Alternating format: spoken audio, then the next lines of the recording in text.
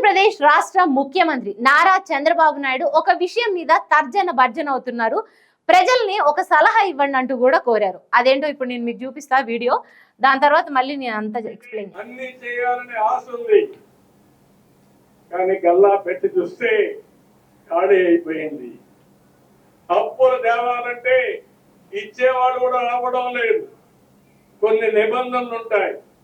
మీరు కూడా ఒకసారి ఆలోచించండి.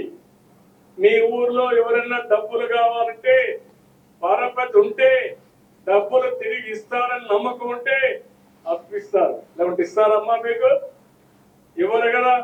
నా పరిస్థితి కూడా అదే. నా మీద నమ్మకం ఉంది. అంటే ఇక్కడ ఆయన ఏం చెప్తున్నారు అంటే నాకు చాలా చెయ్యాలనే ఉంది, కానీ గల్లా పెట్టే ఖాళీ ఉందంట.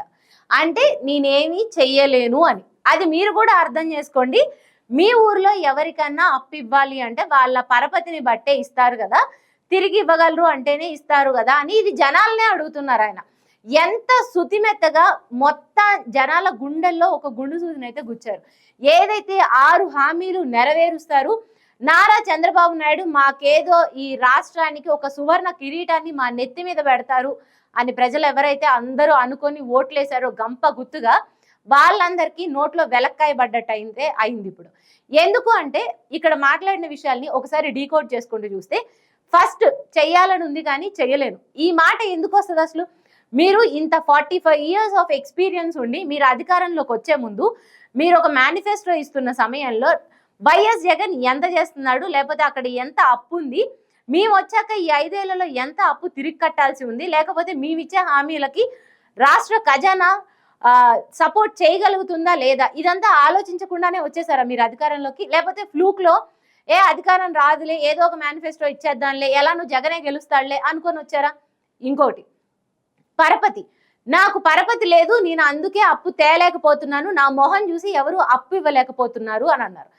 45 years ఆఫ్ ఎక్స్పీరియన్స్. మళ్ళీ ఇదే పాయింట్ గురించి మాట్లాడితే, మీ ఎక్స్పీరియన్స్ మొత్తాన్ని పట్టుకుంటే ఒక 5 ఏళ్ళు 6 ఏళ్ళు పెద్దోడు ఉంటాడు జగన్ ఏజ్లో, అంత ఎక్స్పీరియన్స్డ్ కూడా కాదు ఆయన. మీరన్న లెక్క ప్రకారం చూస్తే 14 లక్షల అప్పు తెచ్చి మొత్తం బటన్ నొక్కి అందరి అకౌంట్లలో పడేలా చేశారు. డీబీటీ లాగా అందరి అకౌంట్స్లలో డబ్బులు డైరెక్ట్గా బెనిఫిషియరీ అకౌంట్స్లో పడేలా చేశారు.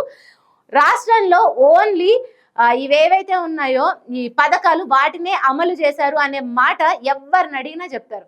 అంటే మీకు ఇంత ఎక్స్పీరియన్స్ ఉండి, లేకపోతే మీకు ఇంత రాజకీయ పలుకుబడి ఉండి మీకా పరపతి లేని. మొన్నే మీ అబ్బాయి బయటికి రాగానే చెప్పింది ఏంటంటే, అంబానీ టెలికాం ఇండస్ట్రీలో డబ్బులు పెట్టమని చెప్పింది మా నాన్న అంటారు. బిల్ గేట్స్ వస్తే మీరు డైరెక్ట్గా డీల్ చేస్తారు, లేకపోతే ఏదైనా కేంద్ర ప్రభుత్వంతో నేను డైరెక్ట్గా డీల్ చేయగలను అని మాట్లాడతారు. మీకా పరపతి లేనిది. అంటే మీరు అనుకుంటే తలుచుకుంటే అప్పులు తేలేరా? వైఎస్ జగన్ హయాంలో ఉన్నప్పుడు సుపరిపాలన చూసే మనకి కేంద్రం నిధులు అప్పులు ఇస్తూ ఉండేది. దాన్ని బట్టే ఆయన పరిపాలన చేస్తూ ఉండేవారు. డైరెక్ట్ బెనిఫిషియరీ అకౌంట్స్లో డబ్బులన్నీ వేసేవారు.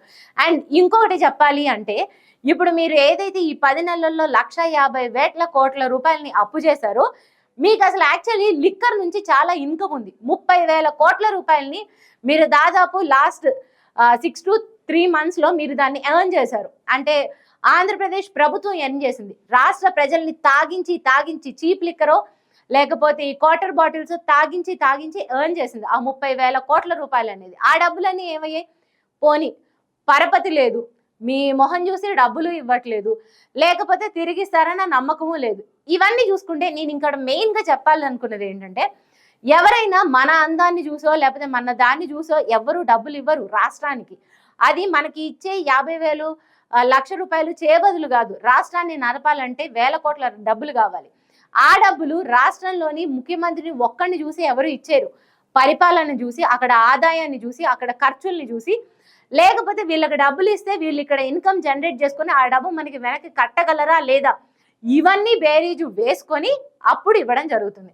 ఈ 10 నెలల్లో మీరు ఎలాంటి ఆదాయాన్ని సమకూర్చలేకపోతున్నారు కాబట్టే మీకు అప్పులు పుట్టట్లేదు. అంతేగాని మీ మొహం చూసి ఇవ్వకపోవడం, పరపతిని చూసి ఇవ్వకపోవడం, లేకపోతే ఇంకొక సాకు కాదు. అండ్ ఇంకొకటి, మీరు మంచిగా నవ్వుతూ చెప్పేశారు ఏంటి, నాకు చాలా చేయాలని ఉంది కానీ గల్లా పెట్టే ఖాళీ ఉంది అని. ఈ గల్లా పెట్టిన ముందే తడివి చూసుకోవాల్సింది అసలు ఉన్నాయా లేవా అని. మామూలుగా ఈ దోమల్ని కంట్రోల్ చేయడం, ఈగల్ని కంట్రోల్ చేయడం కాకుండా ఒకసారి ఆంధ్రప్రదేశ్ రాష్ట్ర ఆర్థిక వ్యవస్థని ఒక్కసారి మీరే చూసుంటే మీకు అర్థమైపోయేది మీరు వచ్చి చేయగలరా లేదా అనేది. అండ్ ఇంకొకటి ఏంటి అంటే డైరెక్ట్గా చంద్రబాబు నాయుడు గారిని నేను ఒక క్వశ్చన్ అడుగుతున్నా. ఏంటి అంటే ఈయన 4వ సారి ఇప్పుడు ముఖ్యమంత్రి అవ్వడం, ఇది ఫస్ట్ టైం కాదు. ఈయన అధికారంలోకి వచ్చాక ప్రజల్ని మోసం చేయడం.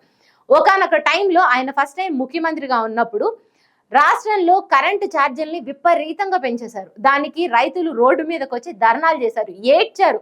మాకు ఇంత ఛార్జీలు వేస్తే మా బ్రతుకెంత, మేము ఇంత కట్టలేము, వ్యవసాయ ఏదైతే మీటర్లు ఉంటాయో వాటికి ఇంత రేట్లు వెయ్యకండి, టారిఫ్స్ వెయ్యకండి అని వాళ్ళు రోడ్ల మీదకి వచ్చి అడిగారు. ఆ టైంలో చంద్రబాబు నాయుడు ఏం చేశారో తెలిస్తే కళ్ళమ్మటి నీళ్ళు వస్తాయి. మనకి ఈ వాటర్ వాళ్ళకి కొట్టి, అంటే వాళ్ళు ఆ ధర్నాన్ని చల్లా చెదురు చేసి అందులో కొంతమంది చనిపోయారు కూడా. అలాంటి చరిత్ర ఉన్న మనిషి చంద్రబాబు నాయుడు. దీని గురించి ఫస్ట్ నుంచి వైఎస్ జగన్ వార్న్ చేస్తూనే ఉన్నారు ఆంధ్రప్రదేశ్ ప్రజల్ని.